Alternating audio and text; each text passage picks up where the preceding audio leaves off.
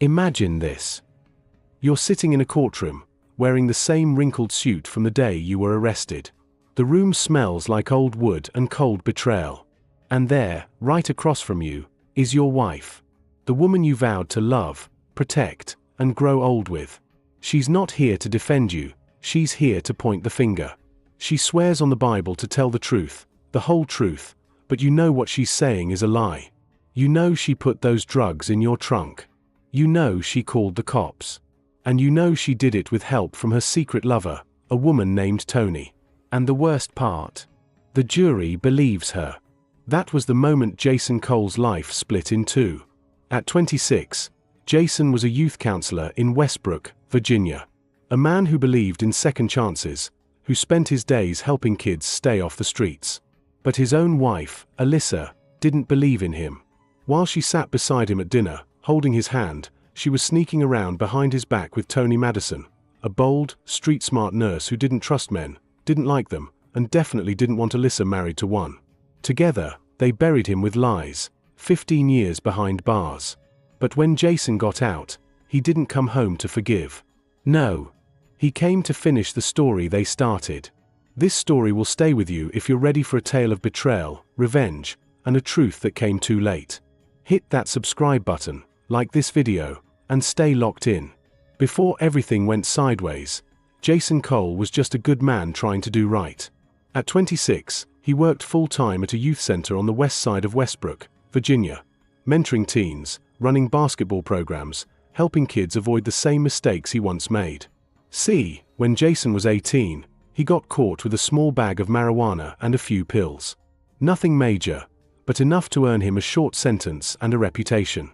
He served 6 months, came home, and made a vow he was never going back. He stuck to that.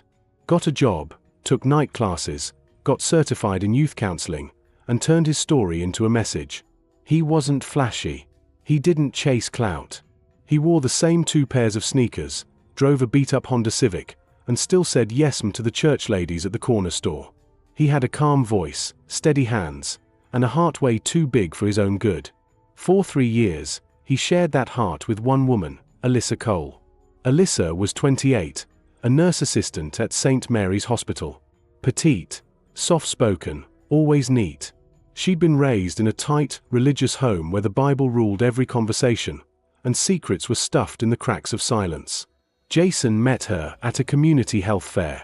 She was giving out blood pressure screenings. He joked that she made his heart skip a beat, and to his surprise, she actually laughed. That was the start. They fell into love like folks who didn't know any better, fast, warm, and all in. 2 months later, they moved in together. 6 months after that, they got married at a courthouse, with his sister and her cousin as witnesses. No big ceremony, just rings, smiles, and promises whispered in the hallway when no one was listening. But marriage was different. At first, it was small things. Alyssa stopped laughing. She'd come home from work and sit in silence. Said she was tired. Claimed she was stressed. When Jason asked what was wrong, she'd shrug and say nothing. When he tried to plan dates, she'd say she wasn't in the mood. She was moody, distant, and guarded in ways she hadn't been before. At night, she faced the wall in bed. Jason chalked it up to work pressure. He told himself maybe she needed space. So he gave her patience, flowers on Fridays, back rubs on Sundays, homemade chicken soup on Wednesdays after her long shifts. But the wall between them kept getting taller. Then came Tony Madison. Alyssa met Tony through the hospital. Tony worked the ER night shift. She was everything Alyssa wasn't. Bold, loud, confident. Tattoos on her arms, box braids down her back, gold hoops in her ears, and a smile that said, "I don't care what you think about me." She walked like she owned the world. At first, Alyssa mentioned her casually. Tony said the funniest thing today. "Tony made me this playlist. Tony thinks I should cut my hair." Jason listened, nodded, figuring his wife had finally found a work friend she could vibe with. But it didn't take long before things felt off. Alyssa started coming home late, saying she was helping Tony move or grabbing a drink after work. She'd disappear on her off days without telling Jason where she was going. Her phone was always face down. She changed her passcode. Jason wasn't the jealous type. But he wasn't stupid either. One night, he asked straight up, "You and Tony got something going on?" Alyssa blinked. "What?" she replied. "I'm asking you a question," Jason pressed. She laughed, but not the kind of laugh that eases tension. It was sharp. The kind that cuts through the air. "You're paranoid," she said, rolling her eyes. "You're always looking for something that ain't there." But was it there? Jason pressed again. "No," she snapped, her voice sharp. "And I'm tired of defending every friendship I have. You're suffocating me, Jason." That shut the conversation down. From then on, Alyssa moved like a ghost. She left early, came home late, and stopped talking altogether. Sometimes, Jason would wake up in the middle of the night to find her standing by the kitchen sink in the dark, staring out the window. He'd ask if she was okay. She'd say she was just tired. Always tired. Then she started missing work. Once, then again, then 3 times in 1 week. When Jason asked what was going on, she said she was feeling depressed, said she might need time off. Jason told her to take it. He encouraged therapy, offered to help cover the bills, anything to bring her back to him. But she wasn't trying to come back. He didn't know it yet, but Alyssa wasn't depressed. She was done. The only reason she stayed was because leaving would be messy. She didn't want to explain the truth to her parents, didn't want to say she'd fallen for a woman, didn't want to face the judgment. She wanted freedom without the shame, and Tony had a plan for that. The affair had started quietly, a few drinks, a few laughs, a touch on the shoulder that lingered too long. But once the line was crossed, there was no going back. Alyssa was in love. Not the complicated love she had with Jason, built on survival, guilt, and duty. No. This was different. This was fire. This was freedom. And finally, she was feeling like herself. But it came with a cost. Alyssa knew what leaving would mean. Her parents would disown her. The church folks would whisper her name. It would burn in the mouths of people who once clapped for her wedding. And then there was Jason. He'd never hurt her. Never raised his voice. But she knew he wouldn't understand. So she stayed. Entschuldigt. And she waited for the right moment to escape. But Tony wasn't a woman of patience. One night, after wine, soft music, and soft skin, Alyssa sat on the floor, her head resting on Tony's knee. She whispered, "If he was gone, we'd be free." Tony's finger stopped moving.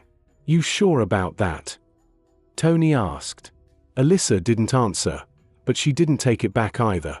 Tony had a friend named Sean, a quiet, shady type who ran pills and powder on the low. He worked out of a back room in a local barber shop, moving product in sandwich bags stuffed inside toolboxes. One night, Tony met up with Sean behind a fast food restaurant. She handed him $500 in cash. No questions, just business. In return, she got a small black pouch, 3 vials of cocaine, 2 packs of Oxy, and enough street dust to ruin a man's life. They wrapped it tight, sealed it, and waited for the right moment. That moment came on a Thursday afternoon. Jason was getting a haircut. His car parked right outside. Alyssa had a spare key. She slipped away during her lunch break, pulled into the parking lot, her heart beating in her ears, and popped the trunk. She didn't even look at the pouch as she tucked it beneath the spare tire. She slammed the trunk shut, wiped her fingerprints from the latch, and drove back to work like nothing had happened. That night, she smiled at Jason like everything was fine. She asked if he wanted tacos for dinner. He said, "Yeah." She kissed his cheek, told him she loved him, and she nodded, pretending she didn't feel like trash. The next morning, an anonymous tip came in to the local narcotics unit. The caller said a man named Jason Cole was selling drugs to kids at a community center. They said he used his non-profit job to cover it up, and they claimed they'd find the stash in his car. The tip was typed and sent. No fingerprints. No trail. No Gesetaschen. A week later, it happened. Jason was driving home from work when the blue lights hit his rearview mirror. He wasn't speeding. Didn't have warrants. So, he pulled over, calm and easy, thinking maybe it was a broken taillight or a mistaken identity. But when he rolled down the window, 2 officers approached, stiff shoulders, sharp eyes. "Mr. Cole," one of them said, "do you mind stepping out of the vehicle?" "Everything all right, officer?" Jason asked, confused. "We received a tip. We're going to need to search your car." Jason blinked, confused. "Search it for what?" "Step out, sir," they insisted. He wasn't thinking criminal. He was thinking crazy. Jason stepped out and leaned against the hood of his car while the officers popped the trunk. The moment the first baggie came out, his stomach dropped. "What the hell is that?" he asked, his voice shaking. The officer didn't answer. He just held up a plastic pouch like a trophy. "Sir, you're under arrest for possession with intent to distribute," the officer said, his voice stern. "You have the right to remain silent." Wait, that's not mine." Jason protested. "I don't know where that came from." But the cuffs were already cold around his wrists. At the station, he sat in silence. He was scared, but more than that, he was embarrassed. This couldn't be real. He was Jason Cole, mentor, second chance giver. Not this. Then Alyssa walked in, tears already in her eyes, her hair pulled into a tight bun, her scrub still on. She looked like a woman in shock. "I just found out," she told the detective. "He's been acting strange. I think he's been selling stuff at the center." Jason's mouth went dry. Alyssa didn't even look at him. Later, she told the DA she'd found pills in his gym bag weeks ago. Said he had a past. Had been arrested before. Said she thought he'd changed, but now she wasn't so sure. They offered her a deal, testify, and they'd leave her name clean. She agreed without flinching. The trial was quick and brutal. The jury didn't need much. Black man. Prior drug charge. A bag of product in his trunk. A wife crying on the witness stand, swearing she never imagined he'd go back to that life. The prosecutor painted him like a two-faced snake, mentor by day, dealer by night. Jason sat through it all like a man in a dream. He didn't cry, didn't scream, but the betrayal sat in his throat like hot stones. He was found guilty on all counts. The judge didn't blink when she read the sentence. 15 years. No parole for the first 12. When the bailiff took him away, Jason didn't even look back. Because the one person he thought would be standing behind him was the one who buried him in the first place. They sent him to Riverside Correctional, a medium security prison with high walls and low mercy. The first week in, he got jumped in the shower by 3 guys who thought he looked too clean. He broke 2 ribs and lost a tooth before the guards even noticed. That's when he learned the first rule of prison: don't trust silence. Second rule: don't act soft. Jason kept his head down after that. Ate fast. Slept light. Talked only when necessary. He volunteered for janitor duty, stuck close to the old heads who didn't want trouble. The library became his sanctuary. The gym, his therapy. Every night, he went back to his bunk, stared at the ceiling, and thought about her, Alyssa. At first, he wrote her simple stuff: "I still love you. I forgive you. Why?" No response. He wrote again and again. Birthday letters. Apologies for whatever she thought he did. Hopes that they could fix it. But the mailbox stayed cold. By year 2, he stopped writing. Time moved funny in prison. Fast when things were bad. Slow when they were worse. Year 7, the phone rang in the middle of the night. A guard called him to the office. "Your mama passed," the man said flatly. "She had a heart attack." Jason just stood there, nodding. "Can I go to the funeral?" he asked, his voice barely a whisper. The guard looked up. "Not on your sentence. Sorry." That night, Jason didn't eat, didn't speak, just sat in the corner of the cell, staring at the wall until morning. His mama was the only person who ever believed in him without conditions, and he couldn't even say goodbye. By year 9, he stopped calling people, stopped trying to reach out. But then, during a game of spades in the rec yard, an old friend from Charlotte walked up and said something that rewired his brain. "You heard about Alyssa?" the man asked. Jason didn't even flinch. "What about her?" "She's down in Georgia now. Savannah, I think. Living with some woman." A long pause. "You remember that chick she used to hang with, Tony?" The name hit Jason like a stone to the chest. Yeah, he remembered. From that day on, something inside Jason shifted. He didn't yell, didn't snap, but the way he moved changed. The calm, quiet man became colder. His heart turned into a blueprint.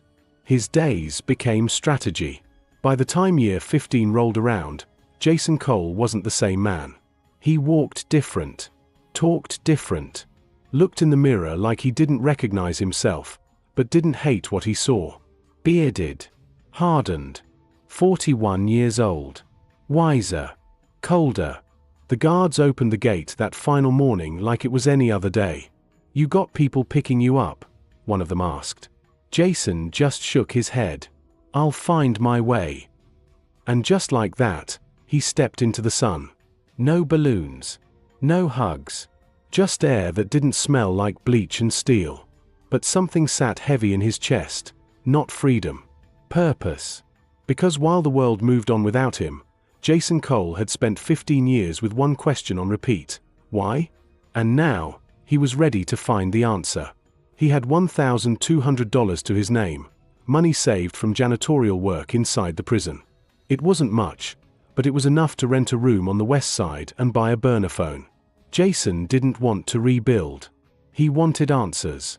He started by asking around, quietly, carefully.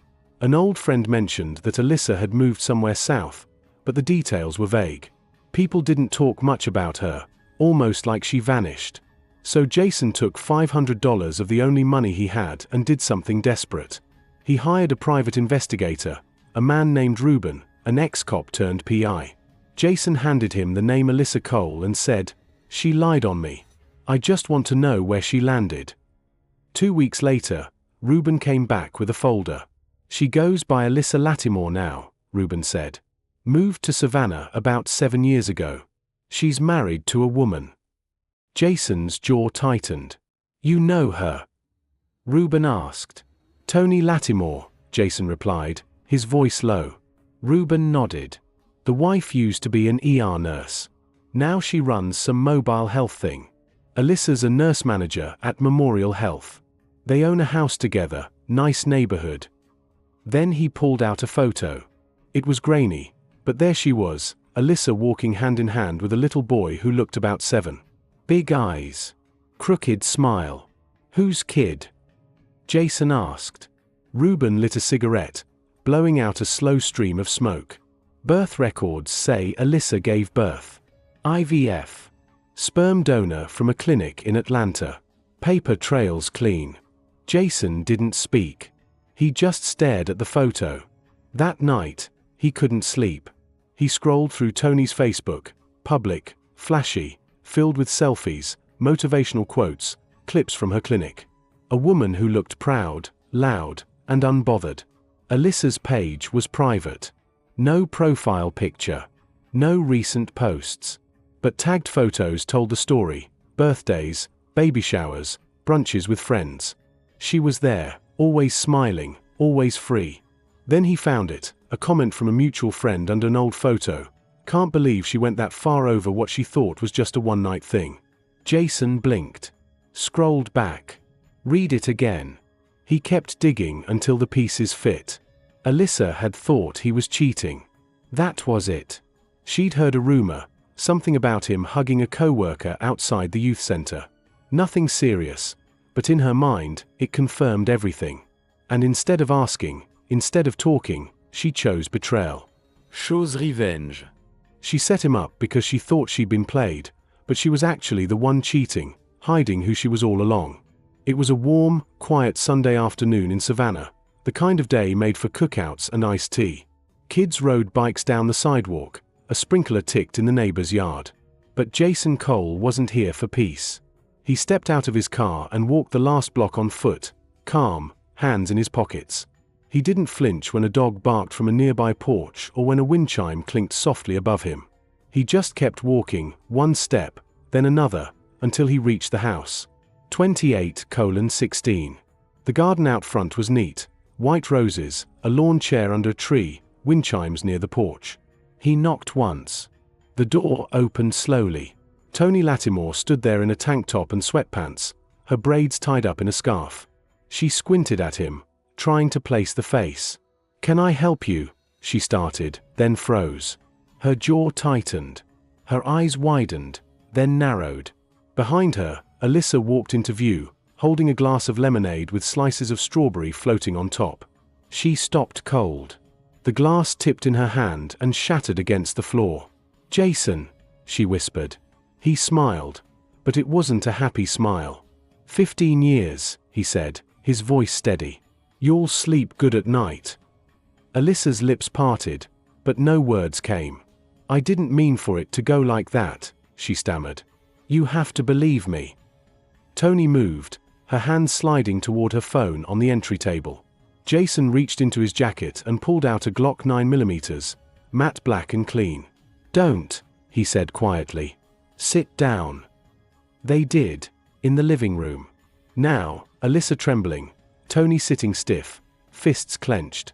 "You lied on me," Jason said to Alyssa, his voice low but sharp. "Planted drugs in my car. Took the stand. Told the world I was poison. And for what?" Alyssa opened her mouth, but tears got there first. "I thought you were cheating," she said, her breath shaking.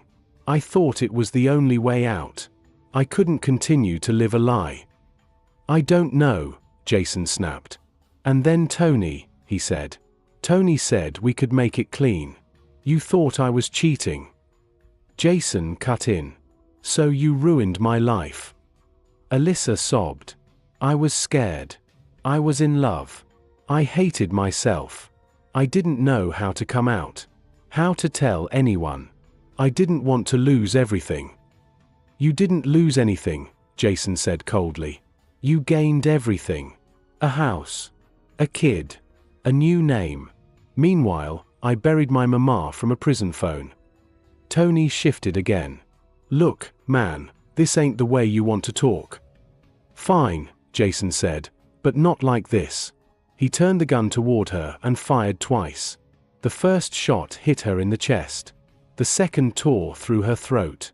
Toni fell sideways, gasping, twitching, blood pooling fast beneath her. Alyssa screamed. She lunged for the door but tripped over the coffee table. Jason walked toward her, slow, like someone walking through rain they've already accepted. She crawled back, hands up, snot and tears dripping down her face. "Please, Jason. Please. I was young. I was stupid. I messed up. But I never stopped feeling guilty. I swear." He looked down at her. "You swore to tell the truth," he said. He raised the gun. "Now tell God." A final shot. Jason drove himself to the nearest police station. He didn't run. Didn't hide. No hoodie over his head. No disguise. Just a man in a plain t-shirt, eyes dry, hands steady. He parked the car, walked inside, and stepped up to the front desk like he was checking in for a doctor's appointment. "I killed 2 people," he said. "I'm not sorry." Then he reached into his coat pocket, pulled out the Glock, and placed it on the counter. Slide locked, barrel empty, safety on. The detectives didn't know what to do with him at first. He wasn't yelling. Wasn't shaking. Just sat there, answering questions like he was ordering lunch. When they asked why, he leaned in slightly and looked them dead in the eye. "She lied," he said. "She stole 15 years of my life. She got to walk around free, happy with a kid and a wife, while I sat in a cage. You tell me what I was supposed to do with that." His taped confession was uploaded to the case file later that night. Back in Savannah, the aftermath was quiet, but heavy. The little boy, Alyssa's son, was taken in by Toni's sister, a woman named Rhonda who lived just outside of Atlanta. Alyssa's family went silent. No statement, no funeral details, nothing. In court, Jason didn't cry.